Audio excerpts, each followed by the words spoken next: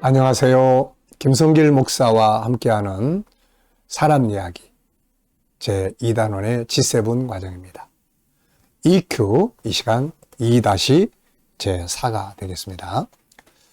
자, 감정이라고 하는 것은 정보에 의해서 만들어진다.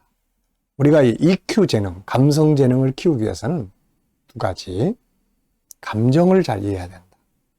관계를 갖는 테크닉을 잘 알면 된다. 두 가지. 그러면 EQ를 잘 키워갈 수 있습니다. 자, 이 감정을 이해해야 되는데, 이 감정을 이해할 때, 감정은 정보에 의해서 만들어진다는 거. 그 정보는 자연적 정보, 또 의도적 정보, 해석에 의한 정보. 기억해 두시고요.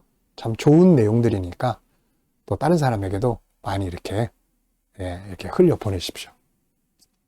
참, 제가 이 인간을 연구하면서 정말 그 일반 심리학이나 세상의 책들을 많이 읽어봤거든요. 왜냐하면 이걸 알아야 성경의 본질을 다룰 수 있으니까요. 그래서 제 자신이 이런 것들을 느끼고 깨닫고 하면서 참 변화도 많이 만들어졌고 사람을 이해하는 법도 많아졌고 그래서 상담도 하고 재능 개발도 하고 다 하는 거거든요. 자, 이 시간에는 두 가지의 감정 영역에 대해서 이야기를 나누겠습니다. 우리 인간의 감정은 만들어지는데 정보에 의해서 감정이 만들어져요. 근데 하나는 순간적인 감정이 있어요. 순간적으로 감정이 팍 일어났다가 싹 사라지는 감정. 요거는 이제 잘 컨트롤 해야 됩니다. 그 다음에 또 두 번째는 이제 요게 문제인데 계속 지속되는 감정이 있어요. 계속 그 감정이 지속이 됩니다. 결국은 뭐예요? 순간적인 감정이 빨리 컨트롤해서 바꿔주지 않으니까 이게 계속 반복되는 거예요. 이 손님이 빨리 가야 되는데 이 감정의 손님이 안 가. 계속 그 집에 머물러 있는 거예요. 그러면서 분위기를 계속 그렇게 바꿔가는 거예요. 여기서 심리 질병들이 만들어지게 됩니다. 그래서 심리 질병을 따르게 말하면 지속된 감정의 현상 이렇게 이야기를 해요. 지속돼. 그 감정이 계속 지속돼. 그러니까 이런 데 속으면 안 돼요. 그래서 빨리빨리 감정을 바꾸는 훈련. 이게 순간적인 감정이 딱 떠올랐을 때 이 감정을 빨리빨리 교체해서 흘려 보내버리면은 괜찮은데 이게 이제 계속 오래돼. 하루 종일, 그 다음 일주일 내내, 그 다음 한 달 내내 계속 지속되게 내버려 두는 거예요. 자기가. 이거 쫓아내야 되는데. 그러니까 이게 계속 지속되면서 거기에 이게 이제 강박관념처럼 또 이제 또 다른 형제들 다 불러 모아요. 심리 질병은 뭐 대인기피니 공황장애니 또 뭐 우울증이니 뭐 이런 게 다 사촌 형제가 아닙니다. 이거. 그러니까 다 나중에 이제 이것저것이 막 다 나타나는 거예요. 그래서 요게 조금 지속된다? 그럼 빨리 해결해야 돼. 상담을 하거나 아니면은 또 자기 스스로가 어떤 정보를 바꾸거나 삶의 패턴을 바꾸거나 빨리빨리 바꾸면 이게 이제 없어지는 거거든요. 근데 이게 지속되는 기간이 오래 길수록 이게 이제 바꿔지는 시간도 좀 많이 길어져요. 왜냐하면 그게 강하게 심어져 있기 때문에 그게 강하게 심어져 있는 걸 나무가 커버리면 뽑아내기 어렵잖아요. 이거. 그러니까 순간적 감정, 지속되는 감정. 그 부분을 기억하시면 되겠고요. 먼저 순간적인 감정이 일어날 때 컨트롤을 해야 된다. 이 부분을 살펴보겠습니다. 23페이지예요. 자, 순간적인 감정 컨트롤하기. 이것은 대화 속에서나 어떤 상황 앞에서 나타나는 감정이다. 분노, 절망, 짜증, 슬픔, 좌절, 무기력 등 조금 전까지 기분 좋게 있었는데 남편이 퇴근하면서 집에서 하루 종일 뭐 했냐고 잔소리를 하게 되니까 화가 확 나는 감정이에요. 반대로 기분 좋게 퇴근을 했는데 집에 들어오니까 아이들이 그냥 나와서 인사도 안 하고 말썽을 부리고 아내가 왜 이제 오냐고 잔소리 해대고 막 그러니까 이런 정보들이 분노와 짜증의 감정을 만들어냅니다. 이때 이 감정을 그대로 따라가면 사고를 치게 되는 거죠. 뭐 어째? 당신은 도대체 뭐 했다고? 그러면서 막 울고 집에서 내가 하루 종일 얼마나 고생했는데 그것도 모르고 말이야. 막 애들 또 막 너희들 빨리 안 나와? 아버지가 왔는데 인사도 안 하고 이게 뭐 하는 짓들이야? 막 그러면 이제 그다음부터 사건, 사고가 생기기 시작을 합니다. 그래서 이때 순간적 감정이 일어날 때 컨트롤하는 방법들. 요게 참 잘 훈련돼야 돼요. 그래서 여기서 저는 잠깐 기법 사용하기, 이 잠깐 기법을 만들어 봤습니다. 이때 사용할 수 있는 도구 중에 하나는 잠깐 기법이다. 브레이크를 만들어야 되는 거죠.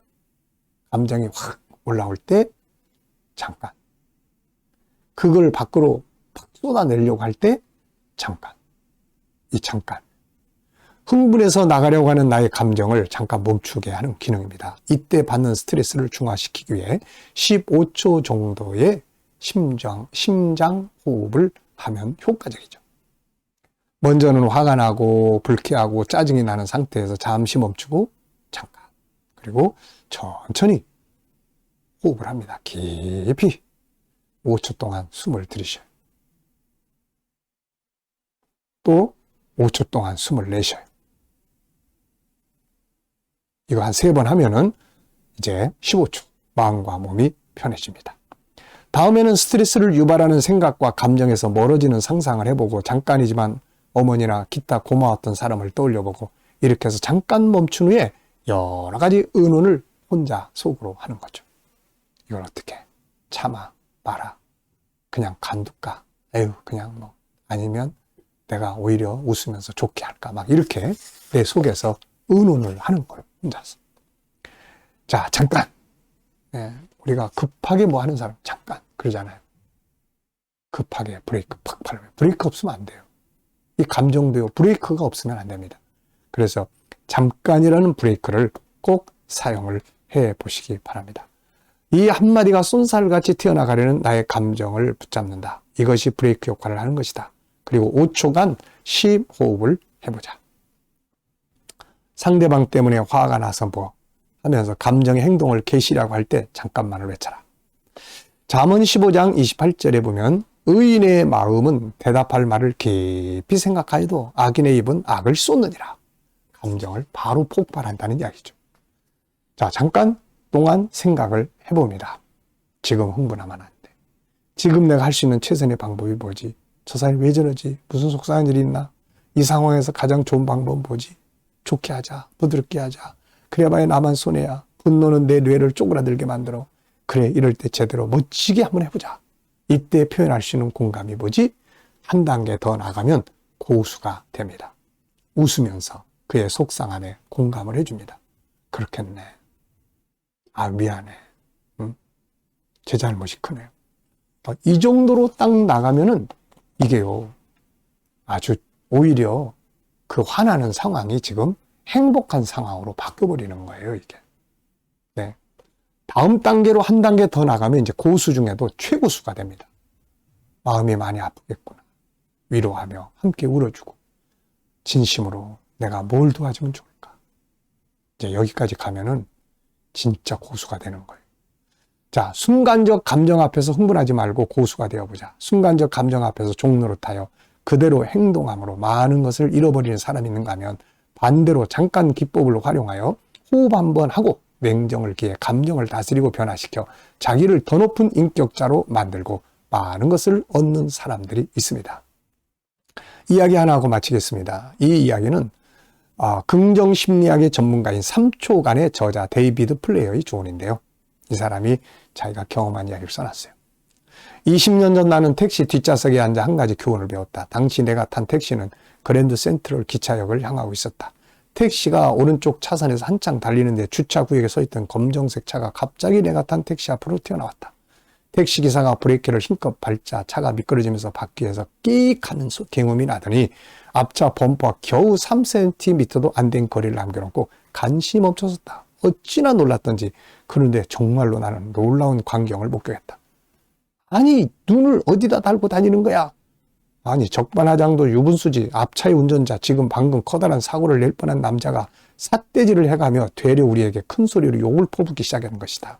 심지어 그 남자는 가운데 손가락을 들어 올리기까지 했다. 하지만 그 순간 그야말로 내 넋을 완전히 빼놓은 더 놀라운 일이 벌어졌다. 택시기사가 상대 운전자를 향해 미소를 지으며 친절하게 손을 흔들어 보인 것이다. 아니, 방금 왜 그러신 겁니까? 저 사람이 우리를 죽일 뻔했잖아요, 지금. 흥분한 내가 따져 물었다. 이 사람 심리학자가 자기가 흥분해버린 거예요. 그러자 택시기사는 부드러운 목소리로 다음과 같이 말해줬다. 대부분의 사람들은 마치 쓰레기차 같아요. 절망감, 분노, 짜증, 우울함 같은 쓰레기 감정을 가득 담고 돌아다니거든요. 쓰레기가 쌓이면 자연히 그걸 쏟아버릴 장소를 물색하게 되죠. 아마 그대로 내버려두면 그들은 당신에게 쓰레기를 버릴 거예요.